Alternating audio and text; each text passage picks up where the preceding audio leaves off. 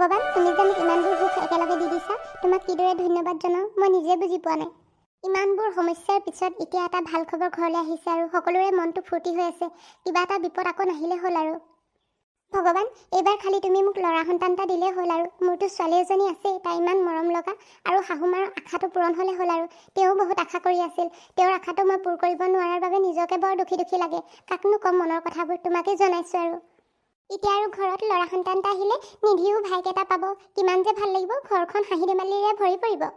মনটো বেছি ভাল লাগিলে গান এটাকে গাবলৈ মন যায়। অলপ গান এটাকে গুণগুণাই লওঁ। মতলীয়া বতাহে উৰি আহি ক'লে যে, পাহাৰৰে চূড়াকে মেঘে মেঘে যাচে হিয়াৰে আদৰ, জুৰি দিয়ে বেগেৰে হিলে হিলে জপিয়াই, আবেগেৰে কৈ যায় শুনা শুনা পিৰিতিৰ নাই ভাগৰ, আবেগৰে ৰাগি বতাহত উৰে চদিখে, মই কিনো কৰো তুমি নাই মোৰে কাষতে।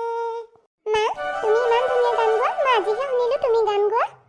মাজনী, তই আকৌ কেতিয়া আহিলি? মই আকৌ গমেই নাপাওঁ নহয়। গান এটা গুণগুণাই আছিলো অলপ। মা, তুমি কিন্তু বহুত ধুনীয়া গান গোৱা দেই। মই আজিহে শুনিলো আকৌ তুমি গান গোৱা।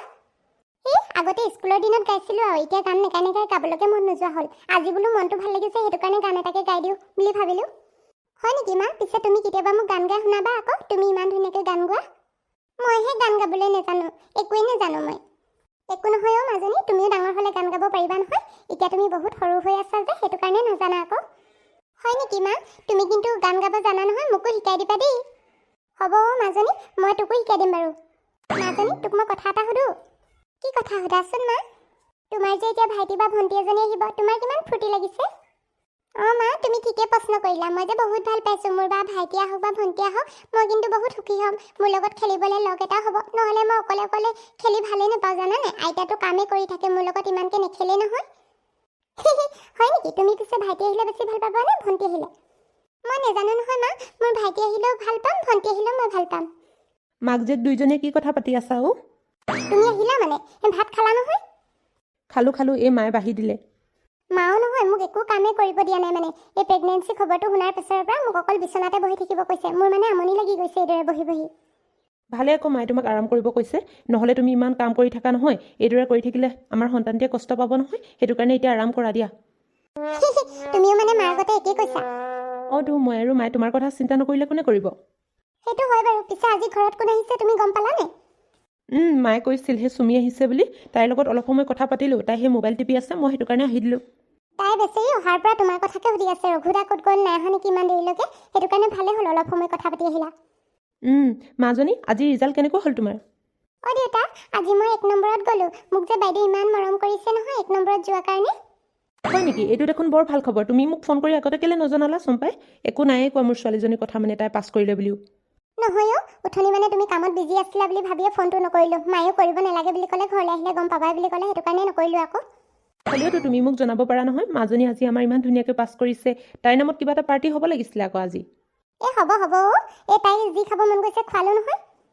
মাজনী, তোমাক কিবা লাগিব নেকি? তুমি আজি পাছ কৰাৰ বাবে তুমি যি খোজা তাকেই দিম। দেউতা, মোক একো নালাগে, মোৰ সকলো বস্তুবোৰ আছে দেখোন। অঁ মা, মোৰ যে বহুত টোপনি ধৰিছে, মই তোমাৰ কোচতে শুই থাকোঁ। মাজনী, মোৰ কোচতে শুই থাক। তাইৰ চাগে ভাগৰ লাগিলে, সেইটো কাৰণে শুই গ'ল সোনকালে। আজি দিনৰ দিনটো খেলি আছে আকৌ, সেইটো কাৰণে ভাগৰ লাগিলে সোনকালে। চম্পা, আজি যে মই বহুত সুখী জানা। মই মানে আকৌ দেউতাক হ'বলৈ ওলাইছোঁ বুলি মোৰ মানে অথনি বিশ্বাসেই হোৱা নাছিলে, কিন্তু ডক্টৰে যেতিয়া কথাটো ক'লে ন, মই মানে অবাক হৈ গ'লোঁ। ভালে হ'ব আকৌ, আমাৰ মাজনীৰো লগ এটা হ'ব। তাই অকলে অকলে কিমান খেলি থাকিব। এতিয়া ভাইক বা ভনীয়েক এজনী হ'লে তাইৰ লগ এটা হ'ব, খেলিব পাৰিব, একেলগে স্কুল যাব পাৰিব। তুমি ঠিকে কৈছা। আমি যিমান সুখী হৈছোঁ, মাজনী তাতকৈ বেছিয়ে সুখী হৈছে চাগে। সেইটোৱেতো, তাইৰ ফূৰ্তি সিমান নাই। তাইক অথনি মই সুধিছোঁ ভণ্টি লাগিব নে ভাইটি লাগিব, তাই কৈছে ডাঙৰ মানুহৰ দৰে বোলে যি হ'লেও হ'ব হেনো, তাই সকলোকে মৰম কৰিব। আমাৰ মাজনীজনী কিন্তু বৰ বুজা দেই। তাইৰ ভাইক বা ভনীয়েকে হওক, তাই কিন্তু বহুত মৰম কৰিব। তাই একদম মোৰ গতে হৈছে। মই মানে আগতে মোৰ সেই ভাইটি ভণ্টি থাকোঁতে ইমান মৰম কৰোঁ নহয়, সিহঁতৰ গাত টোপ এটাও পৰিবলৈ নিদিওঁ। আজি ইমান দিনৰ মূৰত ভাল খবৰ এটা পাইছোঁ, সেইটো কাৰণে কালিলৈ এটা ঘৰলৈ মই বস্তু আনিম। এতিয়া কিন্তু নকওঁ, ছাৰপ্ৰাইজ আছে।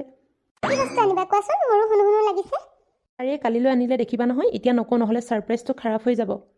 হ'ব বাৰু, নোকোৱা যদি নালাগে, কালিলৈ দেখিম তেন্তে। এতিয়া শুই থাকোঁ ব'লা সোনকালে, মাজনীৰ টোপনি গ'লেই। ব'লা, তাইক মই শুৱাই দিছোঁ ৰখা।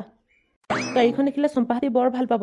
এই এতিয়া তাই প্ৰেগনেণ্টটো হৈ আছে নহয়, কেতিয়া কি হৈ যায় ঠিক নাই, সেইটো কাৰণে গাড়ী এখন লৈয়ে থ'ব লাগে। ভালে কৰিলোঁ গাড়ী এখন লৈ। সোনকালে তাহাঁতক মাতি দিওঁ।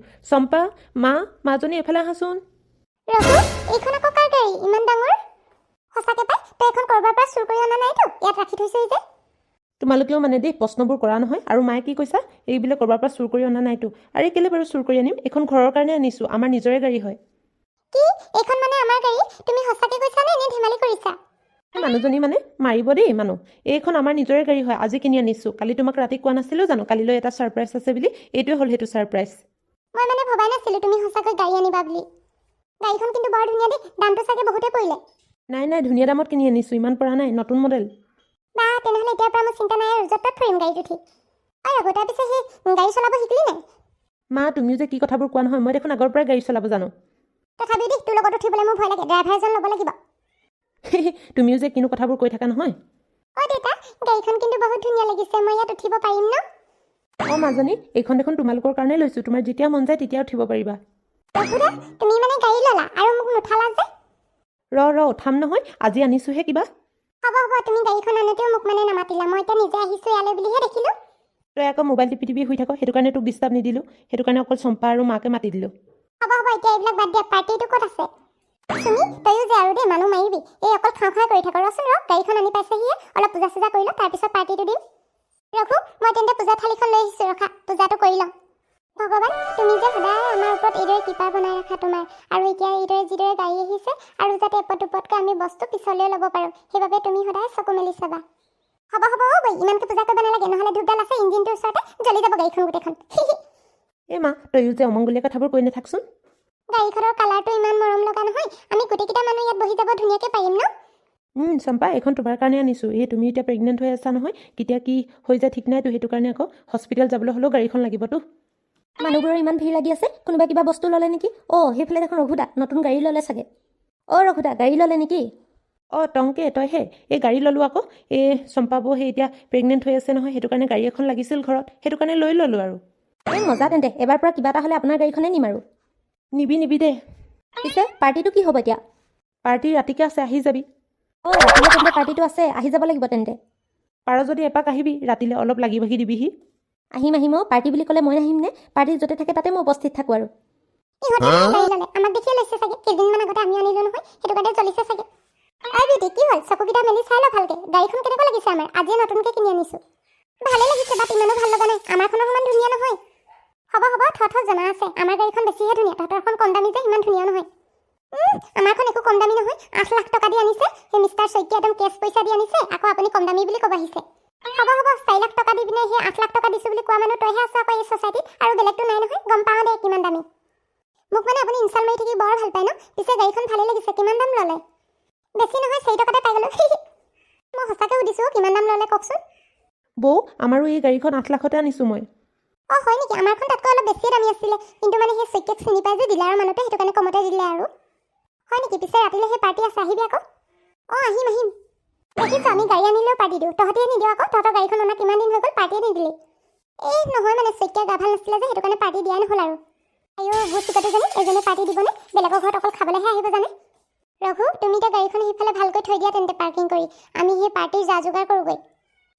যোৱা আয়োজন কৰাগৈ, আজি ৰাতিলৈ তেন্তে ধামাকা পাৰ্টি হ'ব নে কি কওঁ টংকে? ৰঘুদা, আপুনি যে কিনো কথাবোৰ কয় নহয়, মইতো সদায় সাজু ন এই পাৰ্টি বুলি ক'লে।